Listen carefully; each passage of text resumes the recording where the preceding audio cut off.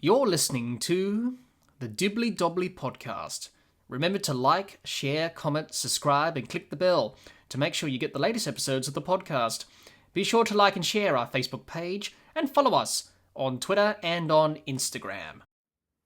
Hello, this is Tim Cutler, CEO of the Vanuatu Cricket Association, and you're listening to the Dibbly Dobbly podcast. Now, Tim, let's talk about the Vanuatu national cricket teams, women's and men's. Be good to gain your insights on the two teams and learn more about their achievements and player stories because they come from so many diverse backgrounds. You've already touched on a few there as we've getting into this interview today. But Tim, for those who may not know a lot about the Vanuatu women's and men's teams, can you tell us more about them and some of their stories? Well, we just saw our former men's captain, Andrew Mansale, who is in Queensland working for iComply. The iComply owner has put together this team called Vanthorpe, which is the Vanuatu team in Stanthorpe, which is the area that they're all working. So they're playing in this 3-week T20 competition. He scored 195 not out. I think it was from 63 balls in a game on Saturday. And he's 38 years old, or I should say 38 years young. And he's really been the talisman of Vanuatu cricket for a long time. And he comes from a village called Mele, which is one of the two sort of largest villages in the country. It's a sprawling, huge area, not far from where I live, actually. But there are areas in the village. There's a cricket area, that's where they all play cricket. There's a volleyball area. There's a football area.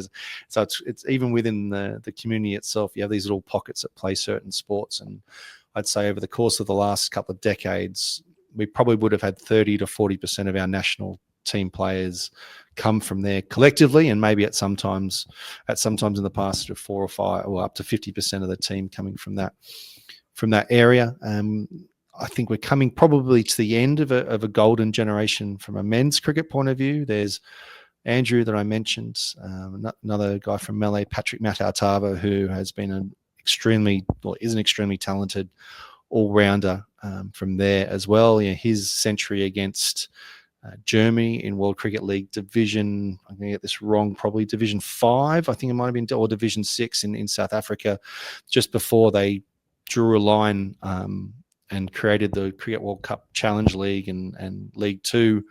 You speak of sort of $1 million performances or games. His 100 beating Germany at that stage was the performance that got Vanuatu above Germany in that tournament. And then when they drew the red line underneath the rankings, Germany were the ones just below. I think it was actually below Italy in the same competition to make sure that that Vanuatu went through to the Challenge League, and unfortunately Germany didn't. And likewise, sort of modern day players, Nalan Nipiko. Everybody here seems to do both. Nalan Nipiko and Josh Razu both bat in the top 3 or 4. And both will be bowling, 4 or 10 overs every match. And whilst a lot of these players have grown up playing 50-over cricket, it's evident now with where we are falling back out of the Challenge League and how hard it will be to work our way up the T20I rankings, which will be the metric that the next team's allowed to play off to go back into the 50-over leagues will be used. I think T20 cricket is going to be much more of a focus. And that's something we need to grapple with as we look forward, as the cricket that we're playing internationally, the cricket that we're playing domestically, but also with our players. We've got 8 of our men and 1 of our women playing in Melbourne at the moment in various leagues. So they're basically there as professional cricketers, and then as well as the players that are up in Queensland balancing with seasonal work about how we focus on that. And so we're ready for the next T20 tournament. The women's, as I mentioned, have been playing now for just over a decade.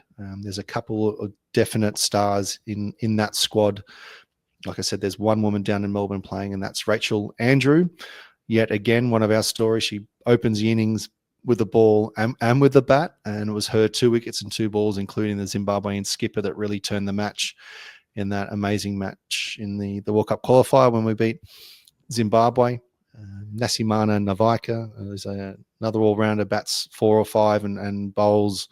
I just call her a spinner because she bowls offies, but also bowls these sort of leggies out the front of the hand, which she takes wickets for fun when she bowls against the boys here in the domestic cricket, and then does the same in women's international matches too. the captain, which was one of those cool stories, and so often you hear about how people get into the game here. Selena Solman originally was a netball player, and it's from the island of Tanna, which is down south, which is the one that has the ever active volcano Mount Yasser, which is an amazing tourist attraction. When you all come here, you need to go down there and stand on the edge of it and just watch the eruption sort of happening in front of your eyes. But Nalan Nipiko is from Tanna as well, and I think her cousin, and Selena wanted Nalan to come and play netball. He said, okay, well, I'll come and play netball if you come and play cricket and come and try it. And she came and tried it and loved it and never looked back. And, you know, she's represented both netball and cricket for Vanuatu at Pacific Games as a story. But, you know, it's Selena, who's played in the Fairbreak tournaments the most, took 3 catches on the lights in Dubai, and really is someone that the sky's the limit talent-wise. But all too often with a lot of people here, it's balancing life and commitments. Nasimana Novaika had her first baby only 2 years ago, and working back to come back from that. And generally the women in Vanuatu are ones that are having to do a lot of work at home and also outside of it, and trying to balance that for women is a challenge, but always something that we're trying to be as nimble as possible to help with. But also, as being such a religious country, there's nothing that happens on a Sunday, so we only have one day a weekend to be playing on. So there's always that challenge, and that is why trying to balance the domestic schedule across 3 main grounds in Port Vila, and we've got grounds on our other islands where we've got programs, but right formats and right numbers of tournaments a year, and then how do we balance the scheduling with when our national team players are here or not, is something that we're already or always grappling with. Yeah, definitely. And that's great to hear that both teams are having a lot of success and doing really well. But I want to touch on the women's team, if I may, Tim, about that incredible story about the women's T20 World Cup qualifiers in Dubai and the crowdfunding that you had to do to get them there. Was an amazing story in itself.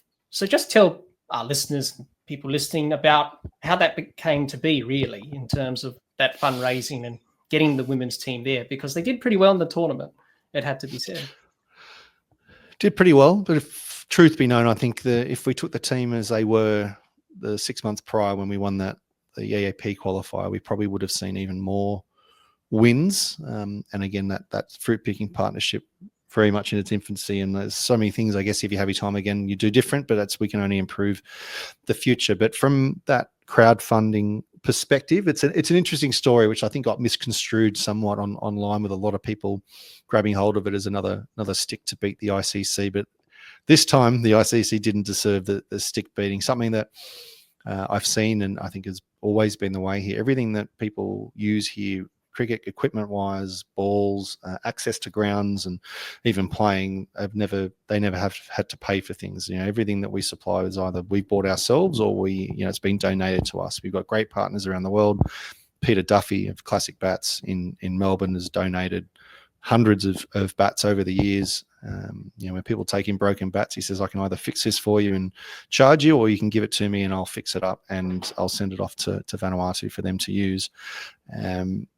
But what happens when you're in a society that so much is given, whether it's aid or donations when it comes to cricket equipment, that the value of these things is diminished. So something we were trying to really bring in was that the cricketers investing in themselves and investing in their futures, and part of that is trying to get yourself the best equipment possible. So whilst the men and women get paid the same tour payment when they're selected for an ICC event and go off, we did a deal with the Ferox, who are a cricket brand in Melbourne, who basically gave us equipment at the same price that they were buying it from the factory in India. You know, lots of factories these days that you can choose your equipment and get your stickers put on it and sell it. There's only a handful of big factories that put out the majority of cricket equipment here. So we were able to benefit from that, meaning that the players are more or less able to get a player's level of gear, bat, 2 pairs of gloves, pads, thigh guard, for more or less about $500 US,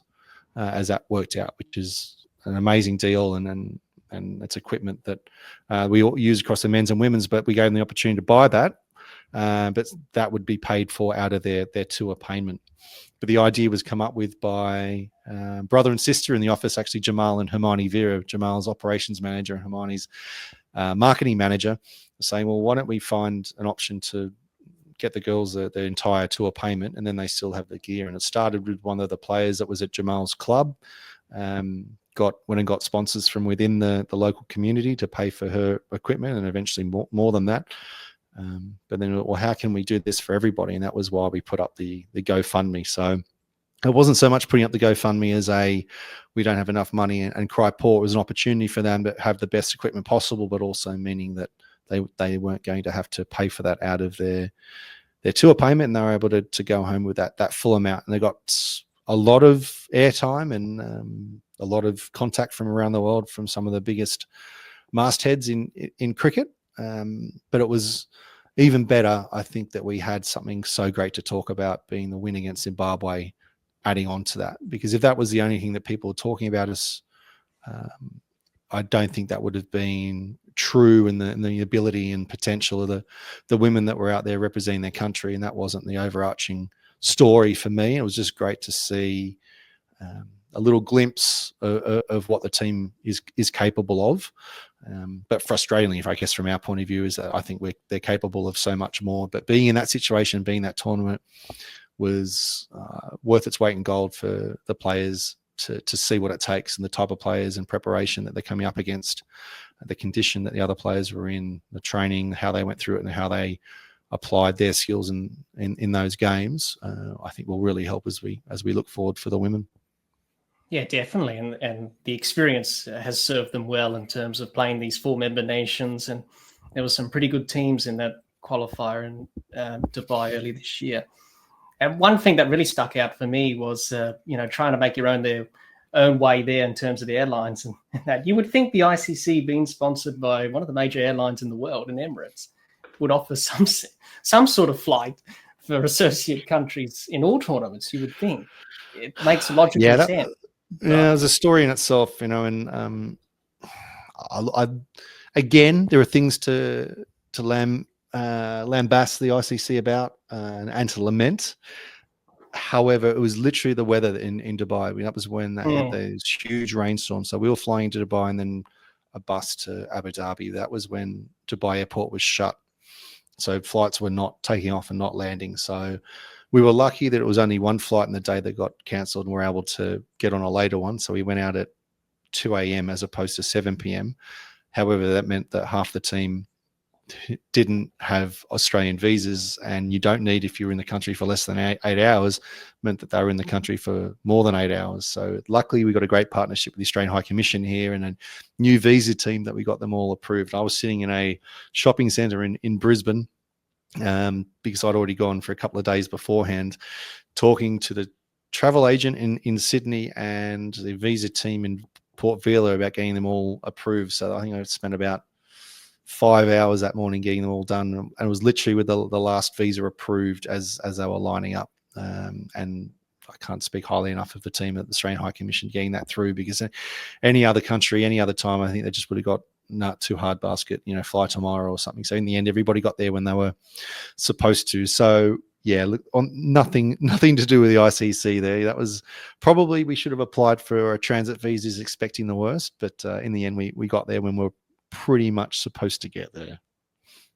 Yeah, that's the main thing. But I suppose, probably something to consider about maybe, you're sponsored by Emirates, and it could be something in the future you could do for associate countries that we've seen the ICC already do that. We had our administration manager here be selected in the ICC 100% cricket future leaders course, and the Emirates prices were discounted 50% flying in and out of Dubai. So that was a help. But yeah, look, there's some huge relationships here worth tens, if not hundreds of millions of dollars. You'd like to think that could be leveraged to benefit those that are going to value it and need it most. Yeah, certainly. Well, obviously with the elite panel of umpires in men's international cricket, they do fly with Emirates, of course, all around the world. So something for the ICC to consider maybe for associate teams in these qualifying tournaments. But as we know, Tim, that qualifying tournaments in the associate world are so cutthroat and so, sudden death and very intense. A lot of the people I've spoken to have said it's pretty full on. If you lose a couple of games early, you could be missing out on a spot. And that was the case with the men's team, of course. Sorry to bring it up again, just agonizing falling short.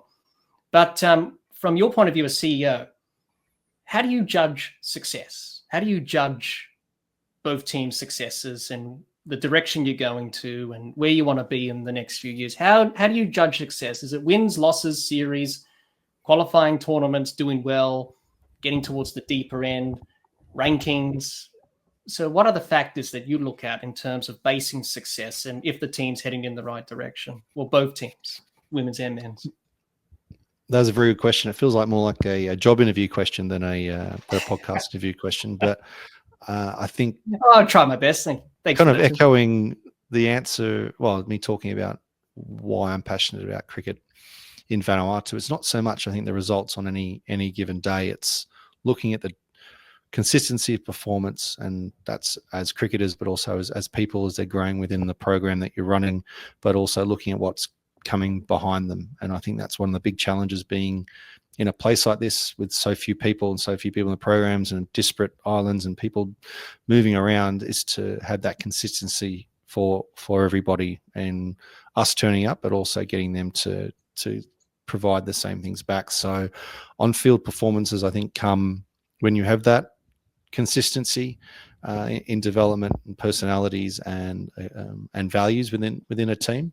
So I think that the defining success is probably there's a lot of little points there that go further than just on-field results, because sometimes one good performance can cover up deeper issues, and then perhaps a team may lose games, but actually things are looking really good. So I'd be looking at again, if I was putting KPIs together, it would be looking at the performances of people that have been in the team a while, the performances of people that are coming through into the system, and being realistic, I think, as well about the opposition that we're coming up against. Again, we're in the hardest region to grow because it's so expensive and hard for us to get out of this region and play different types of cricketers. And I think there's opportunity for the women to be playing in that World Cup qualifier. And yes, we were there to compete and not make up the numbers, but really for us, realistically, it was about us growing and learning from the type of cricketers and the style of cricket that we would never have come up against. Before this, the only teams we'd ever played up against in any cricket were from the same region of East Asia Pacific. So that's Japan, Indonesia, Papua New Guinea, Fiji, Samoa, Cook Islands. And PNG's always been the big sibling in the region, whether it's men's or women's being ranked. The women in the low teens and the men now at 20 in T20 cricket. But again, they play their certain style, and there's only so much you can learn from playing against the same sort of team. So I think success is a deeper thing than on-field. Yes, there are these events that have money attached to them. The ICC is close to announcing. I'm not sure they've given the details yet of the women's supporting emerging leagues. So there's a huge carrot on offer for us coming up at the next women's EAP qualifier later this year that will absolutely have an incentive and reward to it if we're able to finish in the right position to mean that we go into this global league. But does that mean that the success is not going to be us just performing that one tournament? It will be how we follow that through. Hopefully there's extra funding that comes with that that will help us support cricketers to support their future as they develop in the game. Because the good thing that we have with our women's team, I talked about us getting to the end of a golden generation. The men and the women, it's quite the opposite. I think we've got some great players in that team under the age of 25, and our off-spinning opening bowler is, I think, 17 and a half. So I think she's got a long time to come to shine. So I think, to the start of the conversation about why cricket is so great, the support it gives, I think that goes also to what success is. It's the opportunities that we give these people as well that they wouldn't have had otherwise, and that they might not be the best player in the team, but to know what you're contributing to and the values that we exude internally and also when we're in the community, that's the success. And when people talk about Vanuatu cricket as being a positive influence on the community, and people say thank you for everything that we do, that's success. And yes, it's spearheaded by our national teams, but that's only really the shiny shell of what we do. There's so much more that we do behind that really determines the success of the VCA as a whole. Yeah, definitely. Absolutely. And I think it's just go out there and have fun and play, really. Forget about the other things. And, rankings and wins and losses will come eventually, but just go out there and play and get better and enjoy it. I think that's why we lose sight of sometimes. While playing cricket at all sorts of levels is forgetting that why did you play the game in the first place was to have fun and to enjoy it, not to worry about other things. Couldn't agree with you more. And I think that can get lost in the wash and does get lost in the wash, not just here, but everywhere. And the fact that we got programs that are all about participation rather than performance. But yes, if you get better and you get picked and you want to be part of it, it's down to me and down to us to make sure that we got the right people in place that are going to help you along the way. And it's not just, teach you to reverse sweep someone for 6. It's also to help you become a better person within the game and the community too. Yeah, definitely. In terms of, the underage teams, I'm not sure if you have under 19 teams, men's and women's coming through, but just tell us about that in terms of the next generation coming through the ranks, under 19 level, etc. How's it looking there? Yeah, it's been a bit of a struggle there. We had our men's under 19 team playing tournaments in the last 2 years and unfortunately not win a game. And I think that kind of goes to maybe a lack of focus on that pathway from 12 up, maybe in the last sort of 5 to 6 years, which really was exacerbated during COVID with people being away and a lot of people not being here to be playing and no tournaments. And one of the things that we've said to the ICC about when they stopped having an international under 15 tournament had a huge negative impact on countries in the Pacific as an example, because it was such a great incentive for people being brought into the game that you're not that far away from participating and representing your country, and to have that carrot was a huge incentive for us to be growing the game in the community. And when we had no tournaments whatsoever and no under 19 cricket for I think almost would have been 4 years or 5 years was really tough. But also I don't think we necessarily had the right focus on building that pathway through. So we do have under 19 men's and women's development squads. I'll be actually going through some holiday clinics run by the under 19 head coach Ronald Tari over the course of the next couple of weeks leading up to Christmas.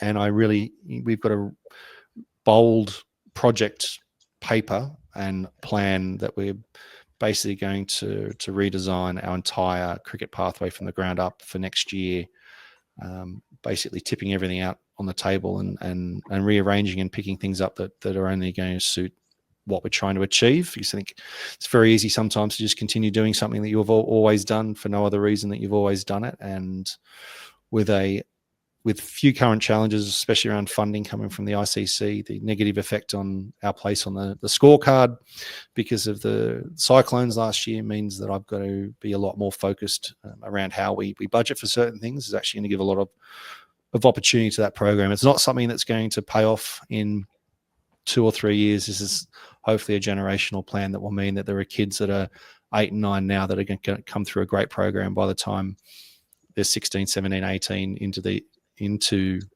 higher level cricket. They've already played 5-6 years of cricket, as opposed to what's happening too often at the moment is kids are coming in and being parachuted into this level of cricket when they've only been playing for a year or 2 years, which you can get very lucky sometimes with someone's abilities, but it's really, there's a lot of skill sets that need a lot of practicing and harnessing, and we don't coach natural talent out of people anymore. That's the old school way of doing things, trying to coach someone into a technique, but that still takes a little bit longer than unfortunately we've had. And yes, it reflects society somewhat in terms of the amount of time that we can actually get kids and have them engaged, but it's going to be down to us to redesign our programs to suit the community rather than the other way around. Yeah, absolutely. Are you optimistic about Vanuatu qualifying for a men's under-19 World Cup and a women's under-19 T20 World Cup? There's various tournaments. Well, now that New Zealand are back out of the qualifiers, that was a bit of a frustration last year because New Zealand hadn't sent a team to South Africa for the under-19 Men's World Cup. They got shunted back down to the qualifiers. So we had them at the amazing tournament in Darwin, amazing facilities. The games were streamed and everything was perfect. The unfortunate thing was we had guys there that basically are on the edge of either first-class cricket or or the Black Cap squads playing under 19. So it was always going to be who came after them. But I would say from an under 19s point of view, I think the women are probably going to be closest, looking at the talent on show at recent tournaments that Samoa went through, which is great for them, but Indonesia, PNG there as well. I think we've got some great talent bubbling away there. You know, Vanessa Vera would have been amazing in this tournament, just gone, only being 17 and opening the bowling in international senior cricket. I think she just would have torn through the tournament. But unfortunately, we were not deemed eligible to compete by the ICC, which is something that I will take to the grave, being very frustrated about when we'd fulfilled the eligibility criteria in the year prior, and in the years before that we were affected by COVID. You know, COVID didn't break out here until 2022, but they took participation data from 2022, justifying their decision for us not to compete, which was interesting because they did not take data for those years to determine funding for any countries, but they used that to determine eligibility for these tournaments. So the under 19 women's team that we would have put out there, I think would have been going through to a World Cup, honestly, seeing what was streamed and what we saw. So I'd say from a women's point of view, absolutely, they're our biggest chance there. And likewise, from a senior cricket perspective, you know, our women are ranked 32 in the world, and they're only going to get better with support and opportunity. And hopefully over the next few years, whether they choose to take up seasonal work or whether we can get them playing professionally in Australia or New Zealand, I think they'll be the team that will go from strength to strength. Well, that's very encouraging to hear in terms of the next crop coming through in both men's and women's, which is fantastic to hear, Tim. And obviously that's the future of any cricket team, I suppose, around the world, is developing strong talent at those various levels of age, and, you know, making them into good cricketers, but also good people as well, and being realistic about their chances in tournaments. And that it's all about the experience. You play in different parts of the world and you meet different people and stuff like that, which is what it's all about. So that's great to hear. In terms of the cricket on the horizon, Tim, in terms of both the women's and men's, what's on the plans for the rest of this year and going into the subsequent years to follow? What's on the menu? Well, we miss summers here. We a bit like anywhere in the tropics, so we play cricket from March to October, you know, February to October-ish. So we try and miss the cyclone season, which is too hot, too wet. So we're all finished here. Like I mentioned, we've got 9 players in Melbourne at the moment playing overseas. Our next international cricket, the women have a bumper 2025, and the men have 0 cricket, which if you'd said that a couple of years ago, I think people, you know, alternate universe really. Like I mentioned, with New Caledonia, they're looking to host a women's event in March. We've been very lucky. We've been very lucky to be included in the Pacific Oz Sports tournament that will be held in Papua New Guinea in June, including an Australian Indigenous team, PNG and Indonesia as well, which will be exciting. And even more exciting from a guy sitting with a spreadsheet on the other screen is more or less completely subsidised with Australian government investment in the Pacific Oz Sports program, which is great. And then the women have the big one, which is the Women's T20 World Cup EAP qualifier in Fiji in September. So it's very much a year of women's cricket. And from a budgeting point of view, that's great for us, because if we had too much cricket next year, there's costs of between probably $10,000 and $30,000 for every tournament on top of what the ICC already subsidise for every tournament. And next year is going to be quite a tight year financially. So that gives us a chance to probably reinvest a lot of that into the women's team, but also to do a lot of work locally with developing our men without having to pay for international tours. Yeah, well, that's great to hear that the women have a lot of cricket on their agenda, and unfortunately for the men, nothing at all, as you mentioned. So it's all about just filling in that time, I suppose, by playing some domestic cricket, or, as you said, playing cricket in Australia, which some of the players are doing. So I suppose it's just the way it is in associate cricket, isn't it? You know, if you do well and qualify for certain things, you play a lot more cricket than others. So, one good thing that we will have, and you mentioned, kind of talking about flights and whatnot, that we've got probably 3 or 4 groups at least coming over on tours next year.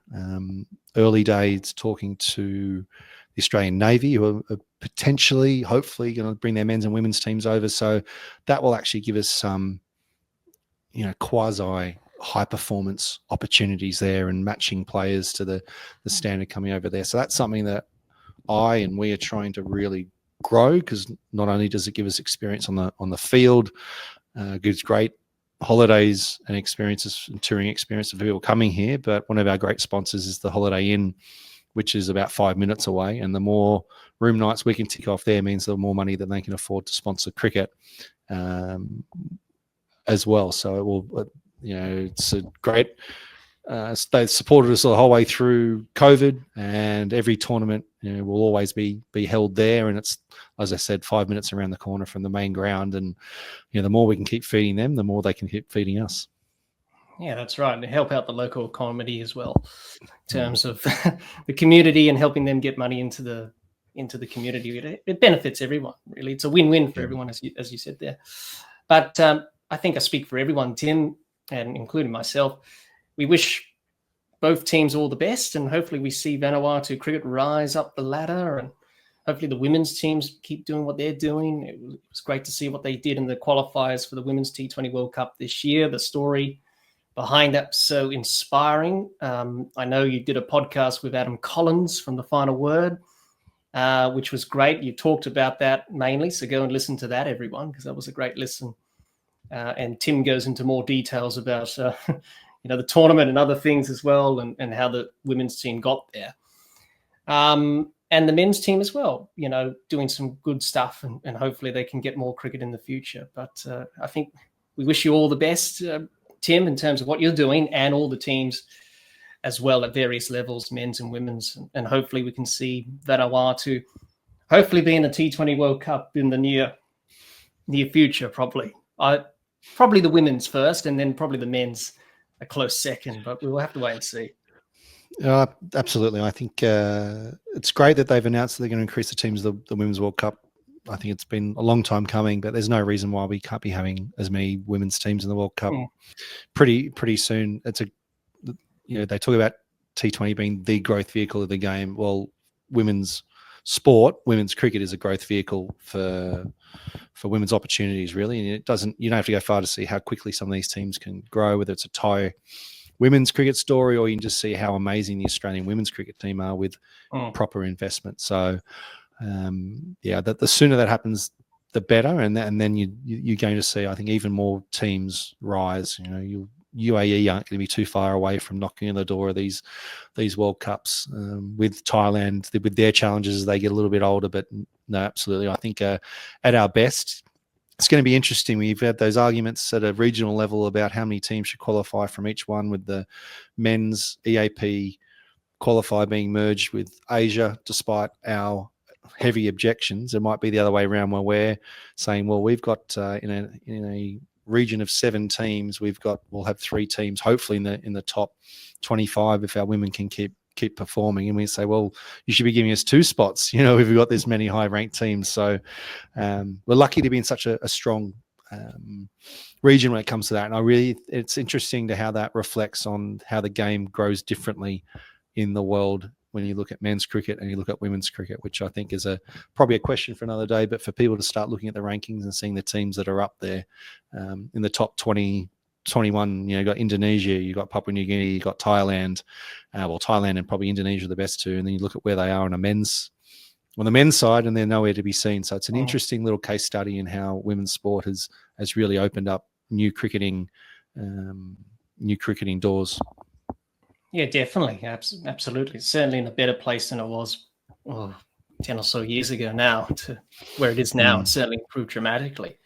But thanks for sharing that with us, Tim, about the stories of the players from both the men's and women's teams. And it was great to hear their backgrounds and where they've came from and what they're doing on the cricket field. So that's fantastic to hear that, Tim. So thank you for sharing that with us.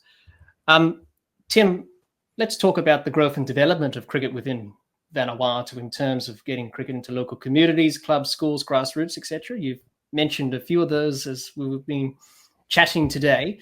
And it's one of the challenges, isn't it, Tim, that many associate nations have, is how they introduce cricket and promote it in in their country. It's easier said than done. And I'm sure as CEO, you're scratching your head in your chair and asking yourself these questions. How do you try and introduce cricket into the community as an association?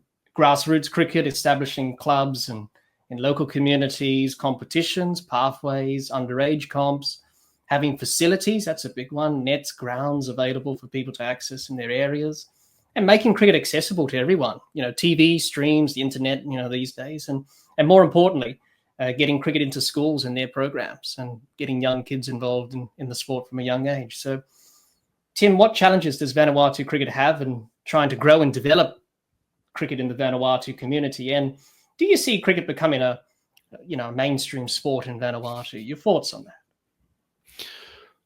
Challenges, I think I've already mentioned a couple societal challenges, I think, but from a cricket growing perspective, it's a lot of things that you mentioned there, the resources when it comes to facilities. And if people want to be playing cricket, they'll play cricket wherever they can. We only have to look at somewhere like India to see that you don't need a brand new bat and a leather ball to be playing cricket, and grounds actually to be playing on. But it's all part of that circle of how you get people into it. People need to become aware of the game and aware of the stories. And I think that's a real new world challenge, in the sense that people aren't sitting down in front of the television at 6 p.m. together to watch the news and watch TV shows that come at the same time.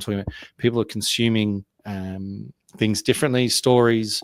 Facebook is beyond number one website here, and a lot of people get their news from it, correctly or incorrectly. So being able to harness new media to be able to get the story out there is a big thing for us. Again, there are so many other pursuits, stroke distractions, and a lot of them are a little thing in people's hands, and a lot of games are played rather than sports. And whilst it's heartwarming when you drive around, you see people riding bikes, and it's probably one of those only places in the world where you can drive along the road and see an 8-year-old kid holding a bush knife in their hand and know that everything's okay, because they need that to either get home or to cut up something to eat. But it's getting into the public's eye here, I think, is a big challenge. Football, soccer is number one sport by a long way, and I think that's I'd say a colonial hangover, but it's also a global sport. When it comes to men's FIFA World Cup time, everyone has a country that they follow, and the buses that drive around, like the little high ace fans, will have a country's flag on there. I've got staff, and I'm part of that Adam Collins interview as well. But I mentioned, staff here have an Argentinian sun tattoo after they won the last World Cup. People really get into it, and does it pay me? It's one of those things. Well, why don't we follow sports that our countries are good at? Our men's football team are ranked, in the high hundreds.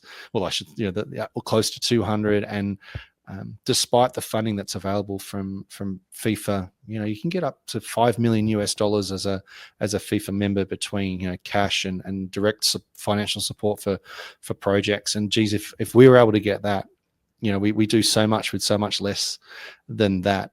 Cricket would be absolutely immense here. It's being able to invest in that awareness, but then making sure that we follow through. Talked about consistency before when discussing what success is that consistency of getting out into communities, schools, churches, villages, growing a love for the game, but also then providing an opportunity for them to play and represent their areas. And I think the club cricket that we have here doesn't have enough identity around clubs. And talked about women's island cricket before. The identity around their village teams probably has more identity than a lot of the men's clubs, and that might be something that we tap into as we look at growing the men's game. We might actually use more of the identities that are connected to the women's island cricket. So it all starts from the ground up. And I won't even get into high performance, really, because if people aren't playing the game anyway, high performance won't exist. We're lucky that we invested in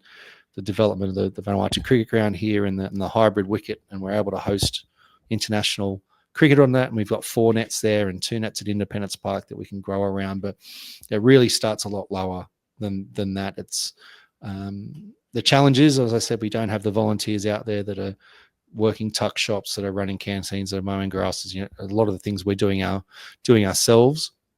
But that's no excuse. You know, we can get out there better and train teachers within schools. Yes, sport probably isn't recognised as importantly as it should be in the public schooling system, and there's teacher strikes that we're going through. But we can be better at getting in there and supporting teachers and being consistent in the way that we can amplify the game there. And then when it comes to working in the school system, we've got some big schools here in Port Vila, with schools with thousands of kids at it, that we can really focus on to grow the game more. So I think the challenge is us having a focused strategy that is of purpose, and that we know what we're doing and why, and we're using our limited resources wisely. So that's our biggest challenge in the community. And talking about it being a mainstream sport, we're between us and beach volleyball, we're probably the two sports that are really waving the Vanuatu flag around the world. We've got bronze medals in 2 of the last 3 Commonwealth Games in women's beach volleyball, and we just talked about our women being in a World Cup qualifier in Abu Dhabi, and our men up until early this year traveling to places like Canada and Malaysia, and in years past to Botswana, South Africa, and everywhere in between to represent this little country of 300,000 people. But still, those two sports are a long way behind football in their interest levels and knowledge within the community, despite some good coverage.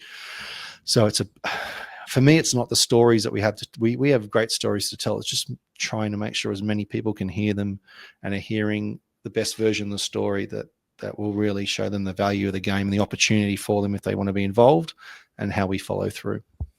Yeah, definitely. I couldn't agree more. It's getting that message across, and it's trying to get people aware of cricket, and that cricket can be a sport for you. Excuse me, my voice is dropping out there. We've been going for a while now, but it's good stuff. In terms of getting that message out and conveying that, as you mentioned, to everyone in the community, and that cricket's a great sport to be a part of, but we just need more people to know about it. So that's often the challenges, I suppose, in associate cricket, where you're in a country that cricket is not really known. It's often very difficult to try and get people on the bandwagon, so to speak. But in terms of ICC, Tim, I've asked this question to all of the guests I've interviewed about their relationship with the ICC and all that, and we all know what the ICC are doing at the global game. Many people have their opinions about them, but from what I've heard from the various people I've spoken to in either your position as CEO or president or chair, they've said we've had good relationships with the regional bodies of the ICC, like Europe, Americas, and I'm sure it's the same in the Pacific there with ICC Pacific region there. So how would you assess your relationship with the ICC, Tim, in terms of the dealings you've had with them in the past? Yeah, and I think that goes to the question, which I'll answer, but to go straight back to you, is that what is the ICC? The ICC isn't this monolith that money goes in and cricket comes out. There's many different parts to it. We deal with the development team that you've just been describing. They have a manager in Dubai, and then they have 5 regions. Ours is the smallest, East Asia Pacific. I said when members all the way up to Korea and Japan on the sort of Pacific Rim up there, down through Southeast Asia, Indonesia, Philippines, but then very much out into the Pacific, the countries that I've talked about. And yeah, I think dealing with the regional officers, their job is similar to ours. Is they're always advocating for their own region, or for us, for our own country, trying to grow the game, trying to ask for more assistance, or trying to do the best with the limited resources that they have been provided. And in general, that is always a great relationship. And I see that as a partnership rather than as a global body funded and, child in a class sort of teacher relationship. And I understand the machinations of development being within the ICC and trying to be recognised and funded and have opportunity in World Cups and more funding flow down into the game here, because the ICC and another part is a board really of turkeys that we're asking to sometimes vote for Christmas when it comes to funding models and how that's being passed around. and decisions around global cricket as well. It's very hard to have people on a board ostensibly deciding, well, representing the game, making decisions for the global game when they've got their own challenges as well. So I can't say that it is an easy position for the likes of an Australia, India, England, but then others when it's so important that, for example, for New Zealand, that India will be able to tour them within the next 5 years, but they still know that having a global league that has promotion, relegation, and opportunity for country to grow is probably better for the game on paper. But then they've also got to run their own association when they go home. So my relationship with the ICC as a whole is positive, and I think I've got an interesting one in that I've been a CEO of 2 different countries in 2 different regions. I've also worked as a journalist at ICC events under the Emerging Cricket banner. Had some pretty cool interviews with ICC people under that, and have been critical of decisions that they've made but for me, for all the right reasons about growing the game versus sort of chasing short-term money or not thinking about the result of decisions that you make, whether it's cancelling leagues, getting rid of promotion, relegation, these things, or continuing with what was, from our perspective, stupidity, and having a 10-team World Cup when every other sport is growing. While talking that T20 cricket is the growth vehicle, but there was a lot more money being fed into 50-over cricket really up until, well, it's still the more valuable format of the game to be playing. You get paid a lot more if you're in the Challenge League and League 2 above it than a T20 World Cup. So it's balancing the growth of the game with the future of the game, and I just hope that all the noises that the new chair Jay Shah is making about growing the game and the women's game comes true, because he comes from a very warm seat as representative of India on the board to this independent chair position, that he really has all the power. India has the power to change global cricket, and especially women's sport in general. And I just hope that they look at the long-term growth of the game globally, rather than the sort of short-termism of profits for the few, with the decisions coming up that will need to be made. Because if this TV rights deal is what the ICC have that will reduce a lot in the future, it'll be interesting to see what effect that has on the distribution, because there's definitely some countries at the top of that list that are getting money from the ICC they don't need, and that could definitely be spread better amongst other nations. But there's also the spectre of T20 franchise cricket around the world cannibalizing international cricket, and meaning players aren't necessarily playing enough for their countries, or that there's not enough opportunities for players around the world. Because as I mentioned before, with the homogenization of a lot of these leagues with the same players and the same coaches traveling from country to country, I can't see how that is growing the game in too many of these nations. And that's why it's good to see at the moment the new Nepal Premier League go on and having chances for players from 4 member nations and from associates grow. We need more of those types of leagues that's showing us a new brand of cricket that may be providing more opportunities for players from associate nations. Yeah, I suppose we see that in Europe, do we, with the European Cricket Network, with that competition. That's doing good things in Europe, as as that premier sort of, well, it's T10, it's not T20, but still gives opportunities for those countries in Europe to play international cricket amongst themselves, because really Europe doesn't really have a governing body that controls cricket over there. I think they used to years ago. They used to, and I think they're looking at it again. But you look at Europe now, they've got England, they've got Ireland, they've got 2 full members, same number as East Asia Pacific, very strong and improving Scotland, and the Netherlands, been a shining light of men's associate cricket of recent years. So that there's a base there of potential if they wanted to work together. What European cricket have been able to do is in ECN is show that it's possible from a streaming perspective. And I know they've hosted and put T20 international cricket on their networks and run those events. And it just shows it's not that hard to get cricket streamed well, because I think they're probably the best streamer of the game at a level below what we see in World Cups with the innovations that they've done, and to see that compared to the quality of the stream of some of the ICC events is chalk and cheese. If I'm Daniel Weston looking at ways of diversifying the income from that venture, streaming the pathway events, I think they do a great job at that as well. But it just shows there's still people innovating and trying to grow the game out there. But it just feels like sometimes you sort of bashing your head up against the wall when decisions are made to not increase events or to change the way that funding is being apportioned, or it's just I feel like sometimes they're pulling in different directions and not recognizing that how positive the growth of the sport beyond established nations could be for it. And I say established nations, if cricket had been, if the USA or Argentina had been brought in as test nations when they probably could have been in the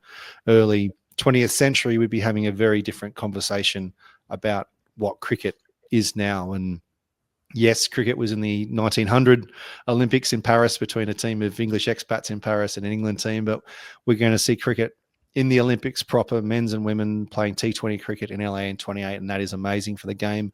And yes, it's probably going to be 2 competitions of 6 or 8 teams.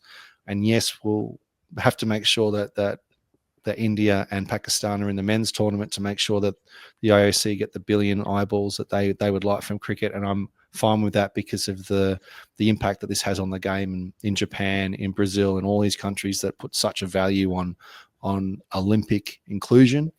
And then we go to Brisbane in 2032. We know that cricket will still be included then. And then the jewel in the crown for the IOC will be India putting their hand up to host the Olympics in 2036. And, you could bet your bottom dollar that cricket's going to be there, and hopefully at an increased rate. That means we've got more teams because of the value to the Olympics of what cricket is. And a lot of people say, well, cricket doesn't need the Olympics, looking at how popular it is at the top level. But I can tell you, and I'm sure that every guest that you've ever spoken to about it from an associate member nation, how important it is. And from my point of view, I can get into the IOC solidarity funding to vie for 25,000 extra US dollars a year, but that's about the extent of it. But there are people sitting in cricket offices in places like Brazil, Japan, and beyond that we're talking about hundreds of thousands, if not millions of dollars of difference a year. That means that cricket being included doesn't mean that the country needs to qualify, but other countries you can't even get into schools unless it's an Olympic sport. So that is huge. That is I give the ICC the dues worth to them for that, and it was a long road to get there and get the stars to align and to get India to agree, to England, or Great Britain, I guess, because they're Team GB, but get England to agree to bid for it to be an Olympic sport. I think that'll be we'll look back. It'll be one of the biggest things that happened to cricket, but it'll be up to cricket as to how we grab it and move forward together. Because as long as the Olympic movement is going, it's the second biggest show on earth after a football World Cup final. So it'd be silly that cricket's not there. Well, definitely it is. And also the T20 World Cup this year, the men's was 20 teams for the first time in the US and the Caribbean, and that was pretty good in terms of how the associates performed. You saw Uganda win against PNG in that game that went down to the wire, and okay, some of the games that they played against, like Australia and Namibia, for example, that was heavily one-sided. That was over in a matter of minutes. But still, even Scotland playing England, they could have won that game if it didn't rain. They were looking pretty good. But and look at where Afghanistan ended up. They were a former associate, and they made it to a semi-final against South Africa. So do you think that the ICC deliberately make it hard for associates to qualify for global events in terms of these qualifiers for men's and women's? Do you think they're deliberately doing that to make it tough rather than make it easier? Obviously not easy that you just walk straight in, but what I'm trying to say is, are they making it tougher on purpose, or, do you want to see them make it a little bit slightly easier? Because associate countries, some I've spoken to, have said, we're not going to focus on the one-day stuff because it's more difficult to qualify for a one-day cup than it is for a T20 World Cup, for example. It's much easier. The qualification's simpler. So do you think they're deliberately doing that to make it harder for associate nations to qualify for these events, or do you think that's just the way they've set it up? You would have to be one of the more cynical people in the world, I think, if you were to say that they are doing anything deliberately to make it harder for any particular associate or associates in general. I will go as far to say as if you're advocating or ever advocated for a 10-team World Cup, then by definition you are making it hard, and you probably miss the point to what many of us would think that a global event is about, not 10 teams playing each other once and then going into semi-finals, which, you know, I think the event was saved by an amazing final that went down to the wire that people talk about forever. But apart from that, we had dead rubbers from halfway through the tournament when some teams definitely couldn't make it. And that's the worst thing that can happen if you have a global event that is full of dead rubbers. But I think that has changed with that being increased back to 14. Of course, it's been as big as 16 teams. And I think the 50 over game could still stretch further, rather than 2 groups of 7 could go to 3 groups of 6. There are so many different ways of slicing it. Are they making it harder? They've pulled the ladder up on women's 50 over cricket, which is disappointing. So it's almost impossible for, no team outside of women's ODI status can qualify. The men's pyramid has 32 teams in it playing 50 over cricket for a 14-team World Cup. And how many of those teams really could perform at that level? You're probably, into the late teens, maybe 20s. Are they making it hard? It's hard to argue against the ICC at the moment, because they have just done what many of us had been pleading for. Like, we just had a 20-team men's World Cup. And the next one is going to be a 20-team men's World Cup. They're increasing the numbers of teams at Women's World Cup. We have T20 cricket in the Olympics. So are they making it harder? I think there's a confusion in focus, and not that they're necessarily confused, but it's a tough balancing act between 50 over and 20 over cricket now, about knowing where the future is, but where the current value is when it comes to TV dollars that come in for 50 over events versus 20 over events.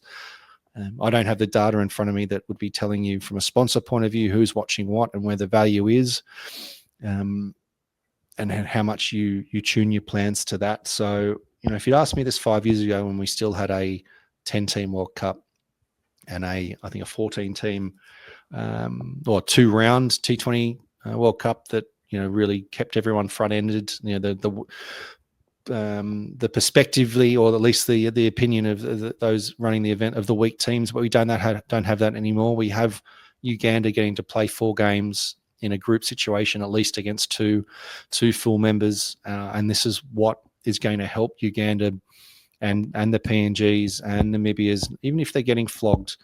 We still know that from 50 over World Cup results that the one-sided results happen between 4 members as well. It's all about change in ranking, whether it's within 4 members or within associates as well. You see that, but that's how these teams get better. You just talked about Afghanistan. Yes, they've broken through with a great story, but they didn't get better by playing other associates, and they were really fortunate. They came through at a time when the World Cup in 2015 was 14 teams, that they came through the Cricket World Cup League, or World Cricket League Championship as it was at the time. It's been so long. So I think there's as I said, it's a little confusing and hard at the moment, balancing focus between 50 over cricket and T20 cricket. But the fact that we've got bigger men's and women's events than ever before, I'd say it's not making it harder. But if you make decisions like that, just were to merge the East Asia Pacific and Asia qualifier, because Asia wasn't happy with PNG, quote unquote, always getting a free ride to the World Cup. That's something wrong when you're trying to actually build a World Cup that's representative of the world, rather than just having the best teams. Because if you wanted to have the best teams, you would put on a global qualifier for teams to qualify out of their region to make a final qualifier. But we don't have that. We've gone the half pregnant route and only merged two regions on that, which we'll see in the combined qualifiers next year. I suppose it's progress. 20-team T20 World Cup, 14-team in Men's World Cup in 2027. But I did hear that that's in South Africa Namibia and Zimbabwe. Yes, that World Cup. And it turns out that Namibia and Zimbabwe won't qualify automatically, but South Africa will. True that. That's not a good look, isn't it? In terms of the co-hosts not qualifying with the main hosts in South Africa. I suppose what happened in 2003, I suppose. Yeah, look, it's a tough one, and I don't. I'm not envious of the people making those decisions. That you have a 14-team event and you give a free But it doesn't. ride But for those people in those countries, not seeing your country playing a World Cup, because people get inspired by World Cups and see their teams there. But for them not being there and have to go through the qualifiers to be certain of a spot, it just and that's where the importance of having elevated production levels and communication around those qualifiers makes it so important that those events themselves should have their own identity and be earning money. And that's why we should be making as many teams as possible having to qualify. Imagine the Australias and New Zealand's falling back and playing against Papua New Guinea and Vanuatu in a T20 World Cup qualifier. You look at the Football World Cup, every side has to qualify. We've seen Italy lose matches and not qualify for World Cups. Did people say the World Cup's dead? No, and I'm not always trying to compare with football, but you can really increase the importance and the value of those regional tournaments. But the problem is we've now got an 8-week window when the IPL's on. When are we going to have these windows like what basketball does for their World Cups when it's an international qualifying window? That's what we haven't done. And I think because we didn't catch T20 cricket early enough as a global game has meant that it now dictates the international aspect of the sport too much. Yeah, definitely it has. There's good. I suppose there's pros and cons with both of them. I suppose with T20 cricket, but I think it was Andrew Nixon. I'm sure you've heard of him, Tim, from Europe. I know Mr. Nixon quite well, yes. And he mentioned about the World Cups, and he said, "Well, you think about it. Australia and England haven't qualified for a World Cup ever," and he's right. They haven't. They've always been in, straight away. So that's the thing, I suppose. There's no jeopardy with those 4 members, really. You're not playing. And that's why the ICC got rid of the Super League, which I think could have been an amazing concept expanded again. We could have split it into two leagues. We could have split it into 3 leagues. If India didn't want to play Pakistan as part of that, we could have had 3 leagues of 6 across the world that you had winners going direct to the World Cup. And there are so many things that could have been done that could have meant that we would have had more associates having regular ODI cricket against full members without encroaching too much on their calendars, in the same way that World Cricket League used to do that when that it does now, when having tri-series that are all done in a week and a half. But the thing is, if you went to a full member and you told Australia that you need to play 4 ODIs in a week and a half, they'd go, what? No, we're not doing that. We need longer breaks. But, we just came back from a tournament in Malaysia that we're not going to talk about again. But, we played going through the Super Sixes, and it's 2 pools of 4. So we played 3 pool games and 3 Super Six games. We played 6 50-over matches in under 10 days. So that's a thing in itself, that what's expected of associate nations when you're talking about budgets of the events and whatnot, that if we took some of those concepts and put it to a global league, we could have some amazing global leagues with teams playing that not anybody's heard of before, at least very limited, in a regular global league that doesn't take away from the value of domestic leagues, especially in 50-over cricket, but even in T20 cricket. But that would take a pretty bold board to sort of more or less sort of scrap the qualification as we have at the moment for both the T20 and the 50-over qualifiers, and look at another way of doing it. But I think it'd be worth a conversation to see how we could have something that's fit for purpose in the way that people consume sport and what they want to see these days. Yeah, definitely. Absolutely. Tim, we've finally reached the end of our discussion. We've only got one more quick topic to discuss. I know you have to be elsewhere with other commitments. But I really appreciate you giving up your time. So we're towards the end of the day, I suppose, batting for 6 hours in a test match. It's the last over, last session. So we will end on this last topic. But let's talk about what the future holds for cricket in Vanuatu, Tim. And it's very hard to predict the future, as we know. But how do you see Vanuatu cricket and associate cricket going into the future, Tim, to end our discussion today? I think very, very similar. It's all about putting plans in place now for the future and not looking too short-termy. Associate cricket's a crack end of the whip when it comes to decisions made by the ICC. So if the right decisions are made there, like here about investing in the growth of the game and making sure that everyone's involvement within it fulfills everything that a young person getting involved in sport needs, about the opportunity and the fulfillment that comes with being in a team sport from our perspective, and linking better with communities and schools can mean that we'll have cricketers coming through the conveyor belt of what will be a new pathway, that we've got amazing people, helping to grow amazing people that then hopefully go on to represent their country with pride.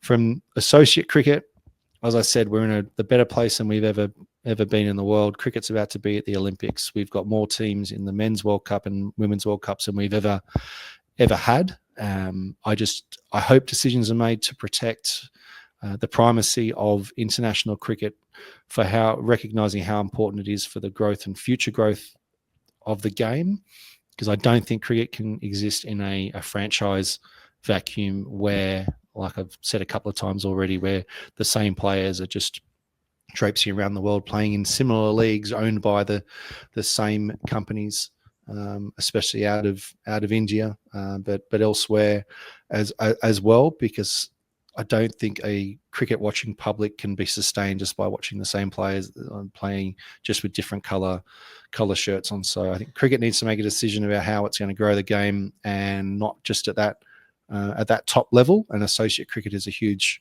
part of that. We've got some huge growth markets that are starting to take the game on. The USA is a huge focus, and we wouldn't need to have a huge percentage interest level there for it to be a hugely successful sport. But then we have a couple of countries with hundreds of millions of people that are taking to the game as well. Nigeria is a big one from many perspectives, but they've now got thousands of people playing the game, and we don't have to look too far to see the growth in countries like that. Africa will be hearing more and more about cricket in Africa, and that's cricket in associate nations. So I think if cricket wants to get on the roller coaster and really help these countries grow and have more great teams on the global scale, meaning that you can have a World Cup where you can have knockouts from the second round and not destroy the value of your tournament, we'll know that the game's in a good spot, and we're not just relying on one country's fans watching for it to maintain its value. So I think that's the future of associate cricket, being duly invested in and valued, and then it can actually help the game itself. Definitely. I think that's a great look into the future, Tim, and hopefully the future is bright for the world game, but also associate cricket as well. So thank you for sharing that, looking into the crystal ball sort of prediction. Well, Tim, thank you so much for joining me today for this Associate Cricket Series episode to discuss all things Vanuatu cricket. I've enjoyed it immensely.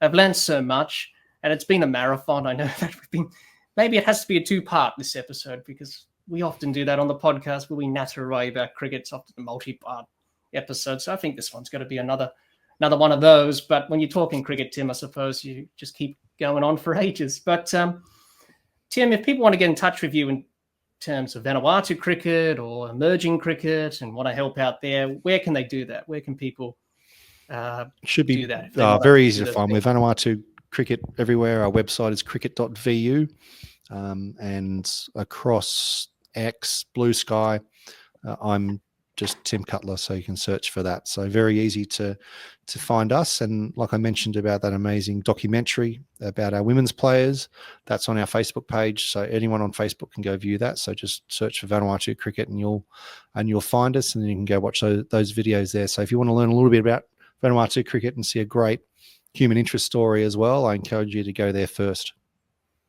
Definitely. We'll leave links to those in the description of this episode for everyone to check out if they want to get in touch with Tim about Vanuatu cricket or emerging cricket and other areas of associate cricket. Before we go, remember to like, share, comment, subscribe, and click the bell to make sure you get latest episodes of the podcast. Be sure to like and share our Facebook page and follow us on Twitter and on Instagram.